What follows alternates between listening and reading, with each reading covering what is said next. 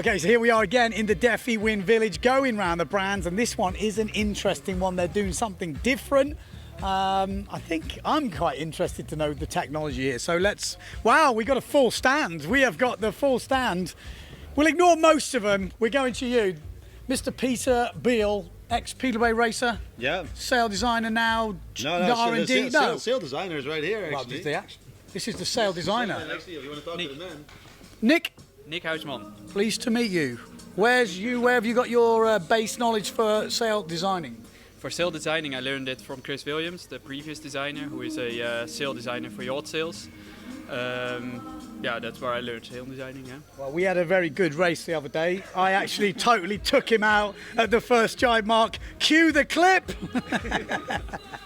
Sorry. I won it. Okay. Sorry. He actually came to the beach and he said, I think I destroyed Ben's sail with my fin. I said, no, I saw Ben coming in. The sail was in one piece. You're good.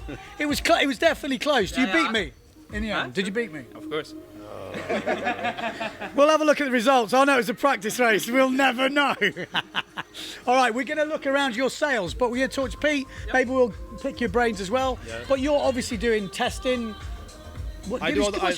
Well, my rundown is I was asked to start the project for Noord Sails. I got to put together a little team, including Nick, as a sail designer, who eventually became the sail designer. We were working together with America's Cup sail designer at the beginning, launched the products, learned a lot about constructions, layups, materials, and then we kind of took it in our own hands. So we were working completely within our own little team. Yeah. We have one commercial manager. I'm managing the R&D and putting everything into production until it actually is a product that can be sold. And once it is a product that can be sold, I pass it off to the sales team, so to speak. Okay. So we have sales agents all around the world who actually distribute the product, make sure it gets into the shops, and make sure that you can get it at your local beach. Okay. That's the idea. Well, it's obviously a super interesting project. The one thing I noticed, we're going to have a look at the race sail now. Obviously, the first thing I notice anyway, just visually, is a different colour, which actually, I know that's not the interesting bit for you, but I swear they definitely stand out more this year now you've got this colour range. I've been noticing them all over the place. Yeah, I think the white is a really nice complement to what we can do. I mean, obviously the black is a really technical look, but in certain kind of lights it really looks, it doesn't stand out. Yes. I think this is really fresh. What we did is that we did the materials that we can do in white at the exterior. Yes. So we actually have a white or grayish look to the sail. Yeah. And depending on the way the light is actually hitting the sail, it gets more black or more white, because there's still a lot of black base layers inside, because we use quite a bit of aramid or carbon, which you can't do in white, obviously, which are actually on the interior of the sail. So we're actually stacking layers on top of each other. You can see almost how it's stacked with the black. Yeah. You could see it, but it was harder to see. Yeah, you need a lot of light on the black, and on the white it's very obvious what we're doing with stacking the fibers and integrating all the reinforcements in the high load areas and stuff like that. Okay, so just talk us through this sail, because this is totally different. This is totally different. So compared to everyone else doing windsurfing race sails. Yeah, so you have to imagine every single sail on the market is a paneled sail, which means that all the shaping is always under the seams. Probably about, let's say, 70 to 80% of the shaping is underneath the batten seams. Yeah. And there's a little bit of shaping also in the vertical seams. What we are doing is we're not doing any seam shaping on any of the sails. So these sails are actually molded in 3D, which allows us to decouple the shaping from the batten. So we are free. If I want to have this sail with 7 battens or with 6 battens, I can make it in identical shape, because we put them on the mold, and the mold shape is actually determining the shape of the sail. Okay. So it doesn't matter what materials, what batten positions, how many battens, we can make a sail identical shapes, completely different layouts. Wow. So that's a huge thing. On the racing sail, what we are doing is, this is something that started, I wanted to do a full 3D racing sail. In the beginning, because currently the racing sail, you have a sail body, and the sleeve kind of gets sewn on there as a cover. Okay. So the sleeve kind of covers the sail body, right? Yeah. What I wanted to do when we did this sail at the very beginning is I want to make a sail body that splits into 2 and makes the sleeve immediate as well, So it makes the sleeve a complete structural part, or actually the sleeve is actually a single structure with the body, even though it splits into 2 layers. So you have no seam to begin with. So there's no seams on the batten pockets already, but also we're not stitching the sleeve onto the body. So if you look up there, it's like the transition between the sleeve and the body is seamless, literally seamless. Literally seamless. Yeah. That required a completely different way of approaching to put a cam, because normally your cams are sitting on your sail body, which is in between your sleeves. Yes. And we did a lot of calculations on profiles. So actually, as you can see here, we have this air cam, which is our solution to creating a camber, because we don't have a sail body that the cam can lean on. We need to make something else to produce a camber. So we came up with an air cam, It's an inflatable camber. I've heard about this air cam, but I honestly had no idea. I couldn't even picture it, but now I get it. So the mast sits in here. Just make sure that the air cam stays centered behind the mast, because if you don't have the cups, in the beginning we didn't have them. Sometimes the cam sits on one side of the mast, and on one side you have a different profile than on the other side, which is all solved with these plastic items that actually click that hold the mast. Yes. So when you inflate this, how does it? Sorry for being an idiot here. Ask the questions, mate. What do you do? That's deflated when you de-rig the sail? So there's simply one valve right at the bottom of the sail here. Okay. Just right there. It's one inflation point. So when you de-rig the sail, obviously you roll it up with this open, all the air simply comes out. It becomes quite compact. When you rig it up, really nice thing, you throw the mast in. Slightly different than on a traditional sail. Traditional racing sail, you throw the mast through the sleeve. Yes. Here you're still kind of threaded through the front, because you need to obviously pass all these cups. But because it's deflated, it's sitting quite far back. So you slide the mast in, put the downhole, 100% of downhole on there, so no 80% then putting cams, 100% of downhole on there. You put the pump on the valve, you pump it up, and you get this beautiful wing shape. Okay. So in the calculations, the reason why we wanted to go for this in the calculations, actually this wing shape doesn't have a higher optimum efficiency than a traditional sleeve, which runs from the mast straight to the body. Okay. But the optimum efficiency drop off, and next to the optimum efficiency, a traditional sleeve has quite a steep curve of optimal efficiency, where this wing shape has a much flatter curve. So your apparent wind angle is a little bit less critical to have the optimum efficiency. That's the first thing. Obviously, optimum efficiency is not only depending on the entry of the sail, it's depending on the twist, it's depending on the profile, it's depending on the entire setup of the sail. So that's something that we've worked on a lot. Which also is very different when you do a molded sail. We're not just simply saying, we want a little bit more negative on this batten, so we just open the seam and we put more negative. We have to, so Nick has got to redesign the mold. We have a flexible mold that we can actually put into shape that we want.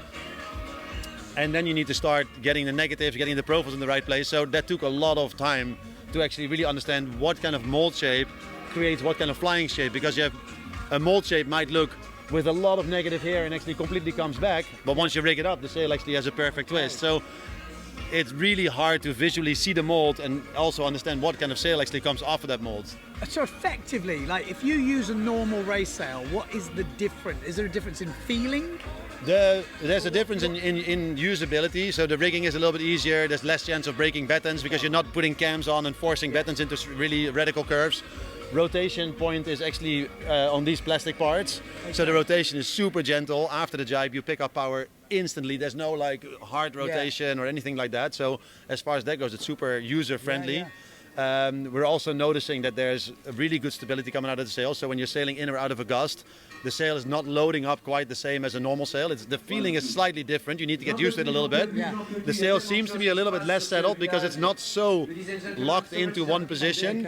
But once you kind of let it just kind of play around, it gives you a really nice performance. And obviously all the rest of the stuff, all the twist and everything is still very much related to a normal sail. So it does the same thing as a normal sail, it just does it slightly differently and with a little bit of a different feeling. At the same time, I do feel that we're only scratching the surface with 3DI because, for example, just now we made 3 6.0s with different fiber layouts, 3 completely different sails, even though they come from the same mold, same loft curve, same batten positions, everything is the same, but they're just changing the fiber orientation, completely changes the sail. So we're still learning a lot, and I think that in this technology, like what we did on the wave sails, the version 2 is a huge step over the version 1. What we did in the racing sail, version 2 is a big step over the version 1, and we're going to keep moving forward. What sails do you have? You have foil sails, slant sails? We have foil sails. So we have exactly. It looks exactly the same as the race sail. The only thing is that it says foil here. It's more high speed ratio, a bit flatter, more open mid leech. So really like a performer for the foil. Then we have a race. We have a free race, which is still we are doing in black still, which also has the air cam. The big difference here is because doing the split sleeve like we're doing on the racing sail is quite expensive for production because it's quite labor intensive to do it like that. So here we're actually stitching on a sleeve. Sleeve is still a really high-end material, but not 3DI anymore. It's still the air cam? It still has the air cam inside as well, so it's based on the same principle as the racing sail. It's just a bit of a simplified version. Then we just introduced our, well, let's go down the line here. FreeSpeed, brand new sail. So FreeSpeed is a sail which is pretty much a no-cam performer. if you ride the sail, it freaking flies like a cam sail, because as you can see, it looks, the profile is super molded in there. Actually, you can't really do this with a paneled sail, but because we're molding these sails, we're really holding a lot of shaping in the sail. Makes the sail extremely stable. Also, the 3DI material, it's the feeling when you hit the wind, it's a little bit more like a cloth sail. It fills in really easily, so it's quite soft at the beginning, but then once it gets tension, it locks in. So these sails are really stable. Super light on handling. This is a 5.2, but for example a 6.0 I think is 3.2 kilos. Wow. And you have to imagine that actually 80% or 70% of the weight is in this area. Yes. So that head is super light. Like if you put the sail, where's the sun at the moment? If you put the sail into the light, I don't know if you can see it, you can see how light actually the top section and the leech is, so you get insane response from a sail that doesn't have any cameras. It has no swing weight. And also for handling, having no weight on the top, it handles like a wave sail. We just did like a FreeSpeed activation here at the Defi, so we did like a lottery between all the Defi competitors, and 10 guys would get a complete set boom mast sail to use for the Defi Wind. So only to use, it comes back to us, No, and obviously we didn't have any wind, but on Wednesday morning we gave out a lot of these sails, and these guys came back. It's like, one of the guys' response was like, it goes like a racing sail, but it handles like a wave sail. And that's like, for me, that's like that's the great. right there. Like bomb. That's like, so we have that. Then we have a crossover, which is this is going to keep running for a little bit longer. So it's a sail that we keep in the range for 2 years. So it's a generation 1. It was already an evolution of the first wave sail that we did, because we first did the wave sail, that we learned a lot. Then we introduced the crossover with a lot of the knowledge that was in there. Crossover goes from 3.7 all the way to 7.2 even, I think. Okay, so that's like the power wave sail. Yeah, so in the small sizes up to 5.0 it's a proper power wave sail. Then from 5.4 to 6.2 it's like a crossover free wave kind of sail. And then 6.7 and 7.4 are like a bump and jump, free move kind of sail. Super easy planing, easy handling, really nice gentle power, all those kind of things. And then we have a generation 2 wave sail, which I'm actually quite proud of. If you look at obviously we all love wave sailing, right? Like exactly. Maybe my base is a racer, but if there's good waves, then I'm not touching no racing gear. I'm going wave sailing. So the first wave sail had really nice light handling weight. So, but in the really strong gusts, I had the feeling that the sail was blowing up a little bit too much and kind of becoming a little bit physical. And if you're a good sailor, you can do something with that. But if you're maybe not sailing all the time, or you're a little bit less tuned into your gear, that makes it a little bit harder. This sail, we really found a way to open the mid-lead, so also again learning how to manipulate the mold shape to get what we want on the water. The sail is a bit more forward projection, so when you hit the lip, it really wants to bring you forward back into the wave. In jumping, it's a little bit lighter in the hands. When you seat it in, the rotation is really nice. And in the 3DI construction, which I really like. When you get pounded on these sails, and for example you break a mast, it happens if you get pounded in some heavy shit. This monofilm sail is wrinkled and looks 10 years older. These sails, you put a new mast inside, you rig it up, and it's like it still looks like it did before. So the material, the 3DI material, is really proving. What if you get a hole in these sails? It's still the same. It's kind of like a board repair style. It's like a board repair style. So if you get a hole, so it happens, you put your harness hook to it, or you get a fin through it. It puts a hole in it. I actually keep sailing. It doesn't tear. It's not going to tear. The sail is only fiber. You have to imagine that, sure, we're putting film in here, but the actual sail is only fiber. So the fiber count in one of these sails is 1,000-fold of what you get in an X-ply sail.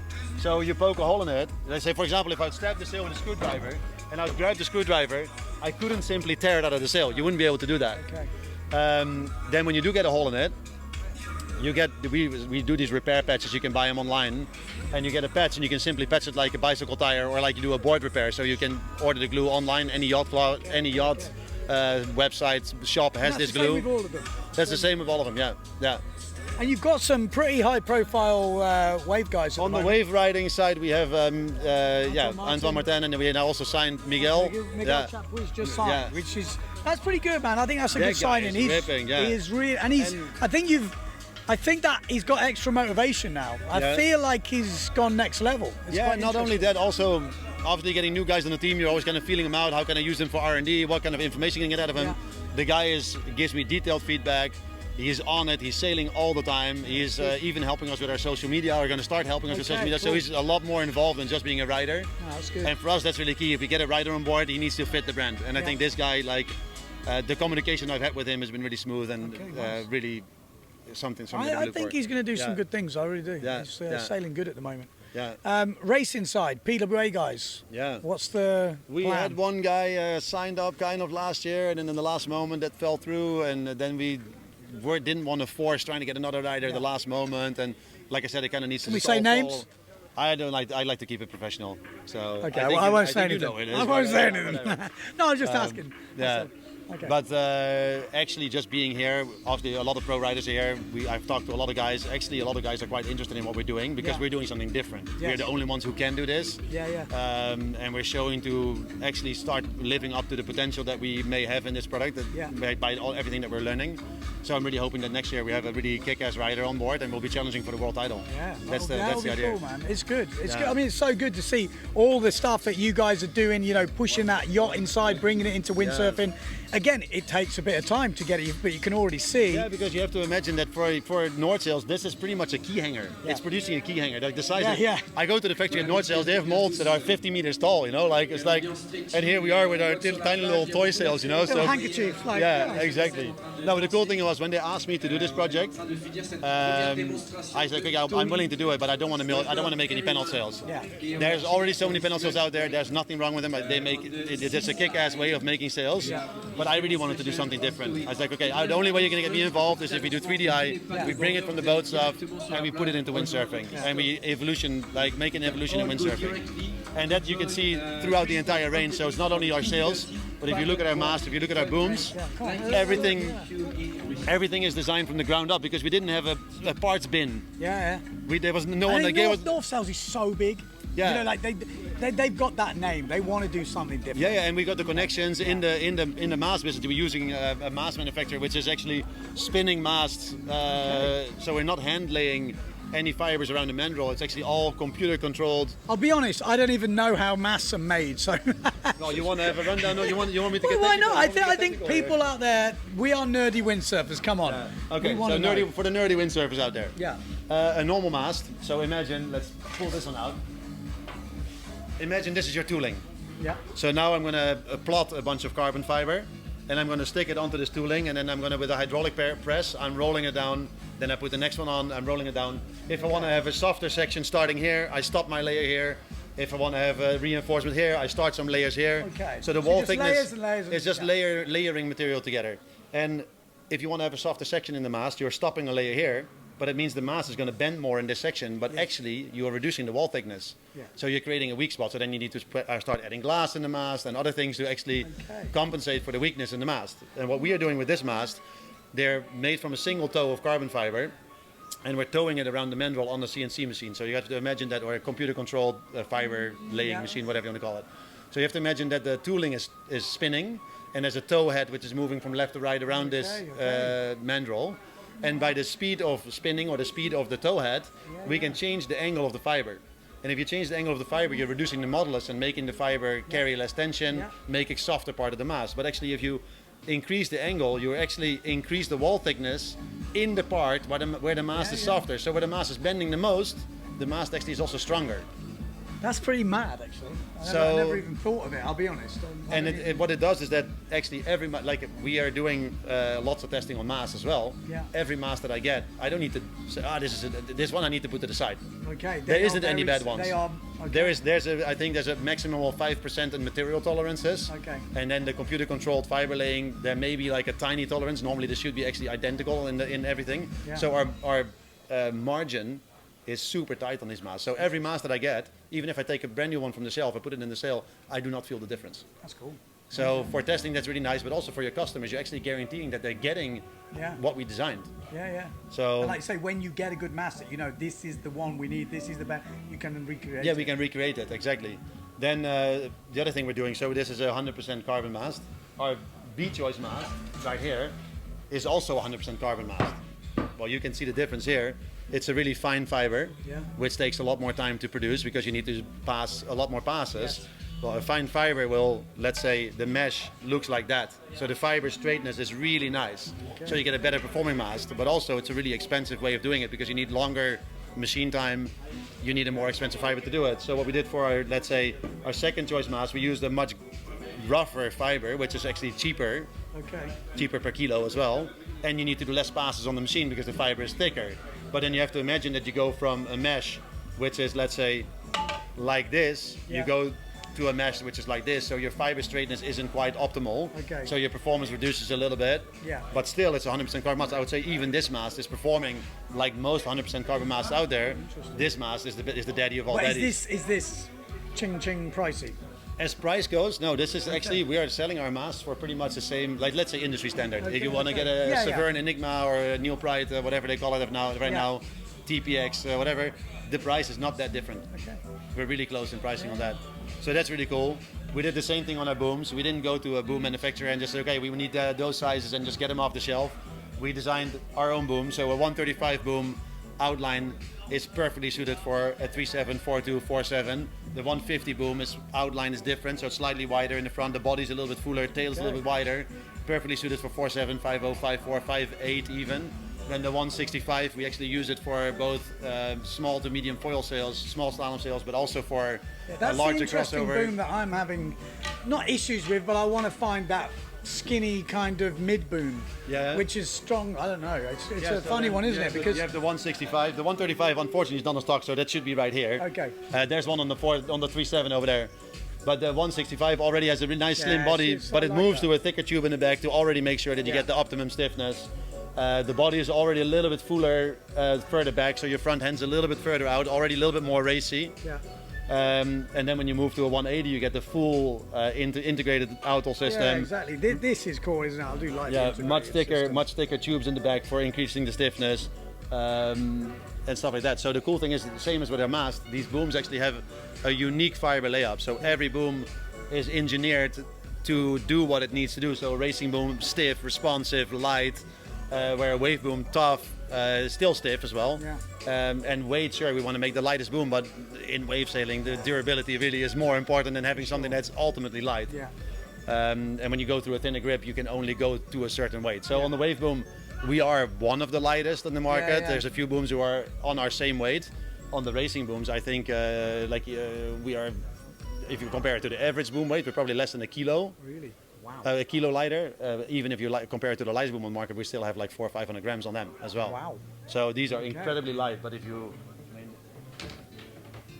super freaking stiff. It's really something to be proud of. Obviously, we did the Pro Boom before I did the whole North Sails thing, or it was kind of an overlap. Yeah. So we took a lot of what we learned there into this boom, but we made everything much more user-friendly. So there's actually a normal boom handle. On the Pro Boom, we did all these pieces ourselves, but on this boom, everything is like. The Pro Boom, just for people who don't know, that was your. That was me and Nick were doing those together. He actually did his PhD on the Pro Boom, which is actually really quite cool. That is cool. Yeah. Yeah, or PhD. What was it, Nick? PhD? He did. Oh, his masters. He's masters. It's like your master. Oh, that was a disappointment. No. So he did his masters on the. It was on the fiber layout. Yeah. So it wasn't necessarily on the boom, but how you can optimize a fiber layout for a product that needs to fit a certain requirement, right? Now I see. So you brought him in from that side. Okay. Yeah. And then you have like a really, really stiff boom. This thing is it's a 180. It's completely ready with an adjustable outhaul and everything. I'm not even going to embarrass myself. No, and then pick it up. The thing weighs nothing. No, it's light. So yeah. Yeah. So for all the I know booms are not cheap. Yeah. Give me a price, go on. I think we start on the wave booms about 900 euros, and then we go up to like 1,400 for the 195. Which, for people who don't know, that is almost standard between a lot of booms. Yeah. If you do a high-end carbon boom, I think every brand will probably charge you about that much. Yeah, the racing booms are not cheap, people. I know there's a few of you out there going, you what? You what? But that's... and in our stand, you don't see any 30, 40, 50, 80% carbon mass. You don't see any aluminum booms. We really want to show what we can do and really tailor to the high-end market. It's a niche in a niche. Yeah. But I really believe that there's people out there who are willing to see what we're doing and really have an appreciation for wow, these guys are really going above and beyond. And if I buy something from them, I'm getting quality, I'm getting performance, I'm getting something that is worthy of the name of North Sails. Yeah. So. Well, good job, man. I've learned a few things today. No, Cheers, Pete. Very welcome. Nice work. Good to see you. I'm going to apologise again. I'm sorry. I'm sorry for taking you out, but if you beat me, I don't care.